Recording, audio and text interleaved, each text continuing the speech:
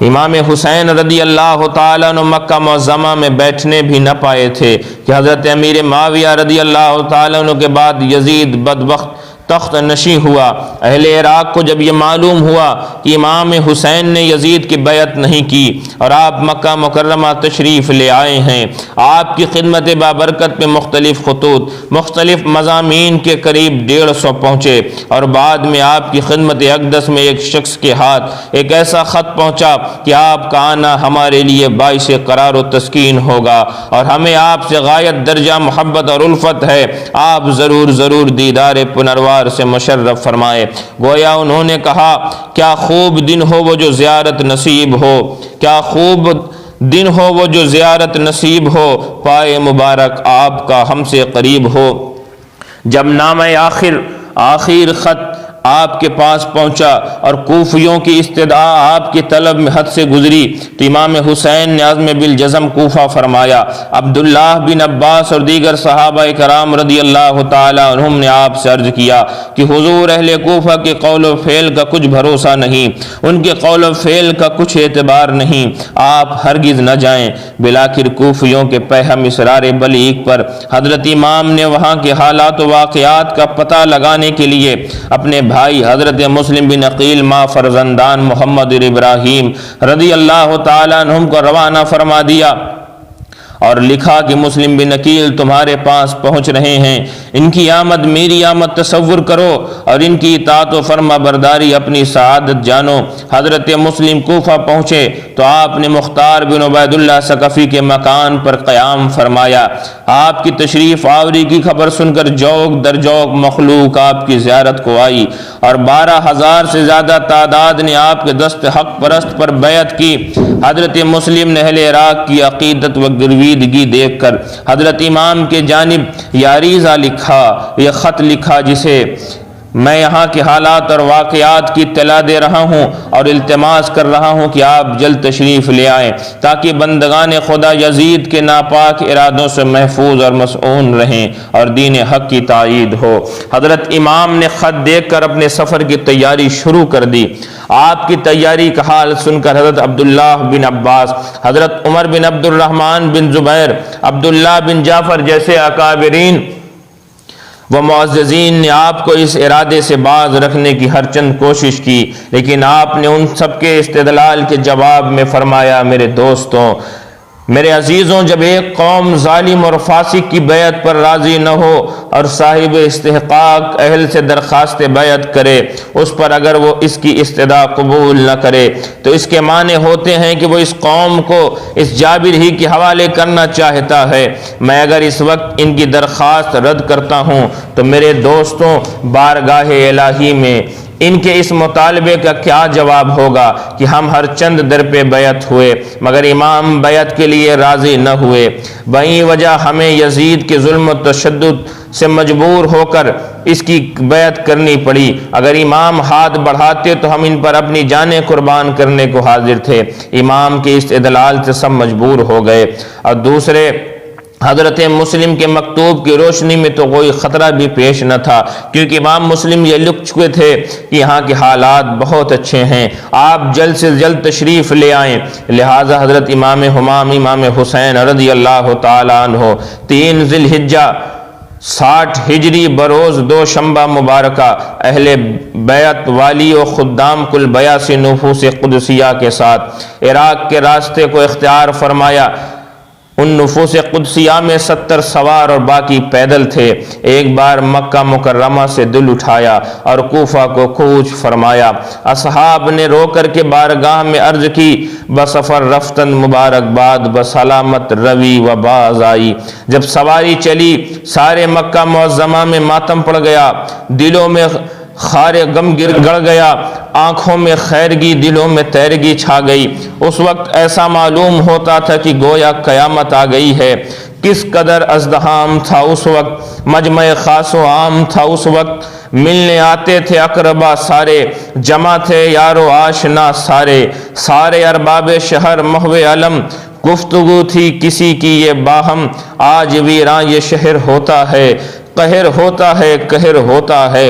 ادھر حضرت امام نے روانگی کی، ادھر کوفہ کے حالات بالکل مختلف ہو گئے۔ مسلم بن یزید حضرمی اور عمار بن ولید بن عقبہ کی اطلاع پر نعمان بن بشیر کو معزول کر دیا گیا، اور ان کو معزول کر کے بن زیاد بدنہاد مکار یار کو والی بصرہ مقرر کیا گیا کہ یہ مکار اور یہ بدبخت لعین عبداللہ بن زیاد اپنی دجل اور مکر کی چادر اوڑھ کر رات کے اندھیرے میں حجازی لباس میں ملبوس ہو کر حجازی راہ سے کوفہ میں داخل ہوا۔ اہل شہر کو تو یہی یقین ہو رہا تھا کہ امام حسین تشریف لا رہے ہیں۔ ہر طرف سے مرحبا اے فرزندان رسول کی صدائیں بلند ہو رہی تھی، ہر طرف سے یہ آواز آ رہی تھی مرحبا یا حسین، مرحبا یا حسین۔ لیکن جب زیاد بدنہاد عمارت میں داخل ہوا، جب وہ قصر عمارت میں داخل ہوا، تب سب لوگوں کو حقیقت سے آگاہی ہوئی کہ ابن زیاد تھا، یہ امام حسین نہیں تھے۔ کوفہ پہنچ کر نعمان بن بشیر سے سارے اختیارات خود سنبھال لینے کے بعد اہل کوفہ کو یزید کا خوف دلایا، اور اس بدبخت ابن زیاد نے اور طرح طرح سے حضرت مسلم کی جماعت کو منتشر کر دیا۔ جب ابن زیاد نے، اس خبیث نے جب حضرت امام مسلم کی جماعت کو منتشر کر دیا تو آپ تنہا رہ گئے۔ رات کا وقت اور ابن زیاد نے آپ کی گرفتاری کے لیے شہر کے چاروں طرف کڑی نگرانی کر رکھی تھی۔ حضرت مسلم بھوکے پیاسے ایک مسجد میں بیٹھے رہے۔ یہ وہ کوفی، وہ بے وفا جو آپ کے اگل بغل چلتے تھے، آپ کو چھوڑ کر کے اپنے گھروں کو بھی بند کر لیے، اپنے دروازے کو بھی انہوں نے بند کر لیا۔ آپ بھوکے پیاسے ایک مسجد میں بیٹھے رہے۔ جب رات ہوئی اور رات کو آپ باہر نکلے، راستے کا علم تھا نہیں، دل میں کہتے جاتے تھے افسوس، حضرت حسین سے چھوٹے اور دشمنوں میں گھرے، نہ کوئی ہمدم، نہ کوئی یار و مددگار کہ راز دل سنے، نہ کوئی قاصد کہ میرے بھائی حسین کو ہماری خبر کرے۔ آپ یہ کہتے جاتے اور روتے جاتے، نہ قاصد سے کی پیام بسوئے یار برد، نہ محرمے کی سلامت دراں دیار برد، افتادہ ایم بشہر غریب دیار نیست کہ قصہ ز غریب بشہر یار برد۔ کبھی باد صبا کو قاصد بناتے اور کبھی فرماتے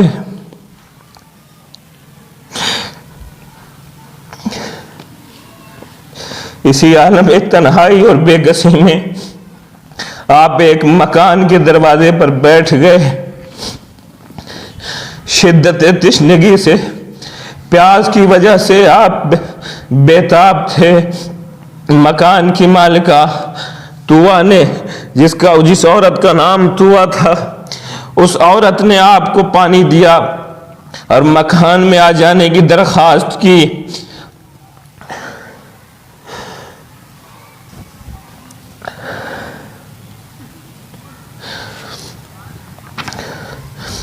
اس عورت نے آپ کو پانی پلایا اور کہا اے امام مسلم، آپ میرے گھر کے اندر آ جائیں۔ آپ اندر مکان کے تشریف لے گئے، لیکن تووا اس عورت کا لڑکا محمد بن اشعث کا غلام تھا، بدبخت اور بدتمیز تھا۔ اس کو جب معلوم ہوا کہ سارے کوفے میں ابن زیاد کے سپاہی جسے ڈھونڈ رہے ہیں وہ تو میرے گھر ہی میں آرام کر رہے ہیں، جب اس خبیث کو مہمان کی حقیقت معلوم ہوئی تو وہ بدبخت اپنے آقا سے کہہ آیا کہ جس نے فوراً عبید اللہ ابن زیاد کو خبر دی کہ امام مسلم محمد بن اشعث کے غلام کے گھر میں قیام پذیر ہیں۔ زیاد نے شہر کے کوتوال عمر بن حریث کو ایک دستہ فوج کے ساتھ حضرت مسلم کی گرفتاری کے لیے بھیجا۔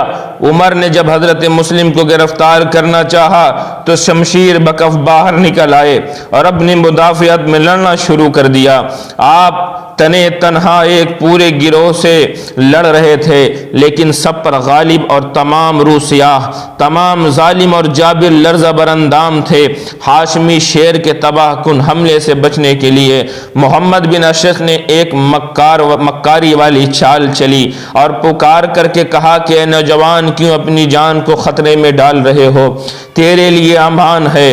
یہ سن کر امام مسلم نے کہا قسم کھاتا ہوں آزادی اور عزت کے ساتھ قتل ہو جاؤں گا، اگرچہ موت کتنی ہی ہولناک دکھائی دے۔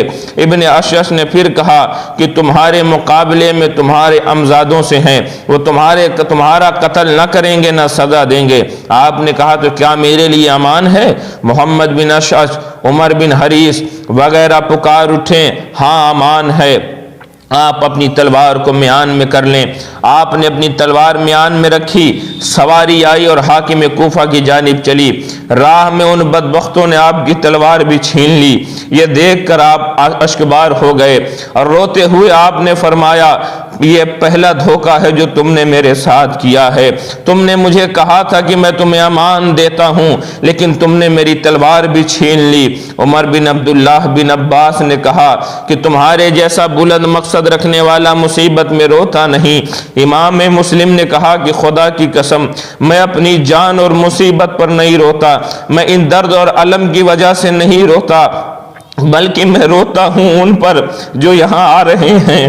میں روتا ہوں اپنے بھائی حسین اور آل حسین رضی اللہ تعالیٰ عنہم پر کہ آپ یہاں تشریف لا رہے ہیں۔ ان ظالموں نے جب میرے ساتھ یہ سلوک کیا ہے تو میرے بھائی حسین کے ساتھ کیسا سلوک کریں گے؟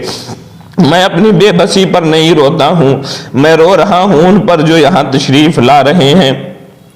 آپ جب قصر شاہی میں داخل ہوئے، آپ کو دھوکے سے قصر شاہی میں داخل کیا گیا اور ابن زیاد کے اشارے پر آپ کو دھوکے سے پکڑ کر کے بند کر دیا گیا، اور ابن زیاد خبیث نے حکم دیا کہ ان کو لے جاؤ اور چھت پر لے جا کر کے چھت سے اس زور سے نیچے ان کو پھینکو کہ ہڈیاں ریزہ روزہ ہو جائیں۔